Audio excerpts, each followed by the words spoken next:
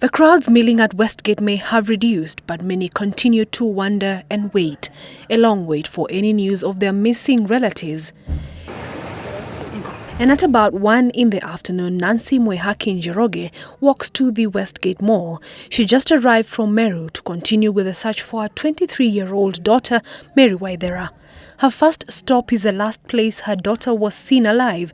Her brothers in Nairobi, one who Citizen TV spoke to Monday, have been conducting the search, but it has become unbearable for her to stay in Meru, opting to close her business and come to Nairobi to join in the search. She remembers all too well the last conversation she had with her daughter just hours before the siege was declared at the mall. Mara ya mwisho tuliongea na yeye Saturday hiyo asubuhi mwendo wa saa 3. Saa ilikuwa nije kwake kuna pahali anaishi Friday. Sasa nikakosa kuingia. Ndipo sasa akanipigia simu on Saturday. Saa 3 akaniuliza kama nitakuja. Kamwambia kuna kazi mimi nafanya sitaweza, lakini nikipatikana wakati nitapata nafasi nitampigia. Sasa tukakaa, nilikuwa mbali sana na nyumbani. Sasa nikarudi tena jioni. Wakati nilirudi jioni kuangalia kwa TV nikaona kuna vita. Sasa nikafikiria kumpigia ndio nijue aniambie ni nini inaendelea. Sasa wakati nilimpigia akawa mteja. Tokea siku hiyo ni mteja hata sasa.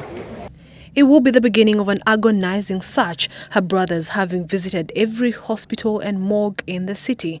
She is desperate for any news regarding her daughter and won't ignore any phone call coming through.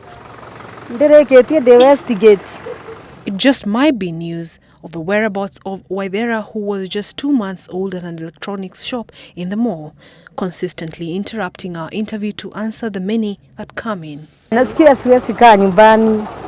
Nasikia tu hata simu ikilia. Mimi nasikia tu kuondoka.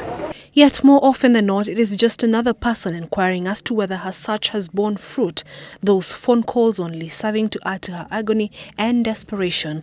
This especially with the stance taken by government that there is no possibility of missing persons. Hiyo maneno kuhusu ati hakuna watu wamepotea na bali sisi tunatafuta watu wetu na hatujawapata. Inaweza kuwaje hawajapotea na hali hatujawapata? Ndio, mimi naona sasa hapo sio kusudi kwa sababu sasa sisi hatujawapata na wanasema hakuna watu wamepotea. The only contact person that Nancy had to reach her daughter was her colleague, one who has also been unreachable since the attack. Nancy believes that her daughter is still in the mall. Yuko upande uje Mortuary na yuko hospitali. Taweza sema ako wapi?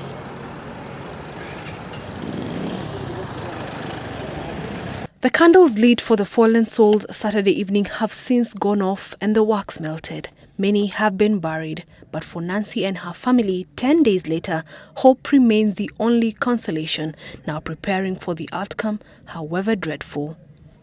Sasa mimi nasema, hata ikiwa nimpate, akiwa vile atakuwa, mimi nitatoseka, bali nimpate tu nimuone.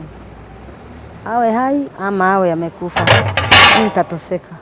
But Mwihaki may just be lucky to find her missing daughter after the Inspector General of Police, David Kimaiyo, told relatives of missing persons to assemble at the city mortuary for DNA profiling Wednesday morning. Sources say that several body parts have been brought to the city mortuary after being recovered at the scene. According to the source, 6 bodies burnt beyond recognition were brought on Sunday night, while 8 others were brought to the same morgue last night. The bodies were ferried in boxes. But for now, it's hope against hope that if indeed the missing persons of the 39 families died in the attack, then they would be looking forward to positive identification of their kin to allow them give them a befitting send-off. Esther Kahumbi, Citizen Live, at 9.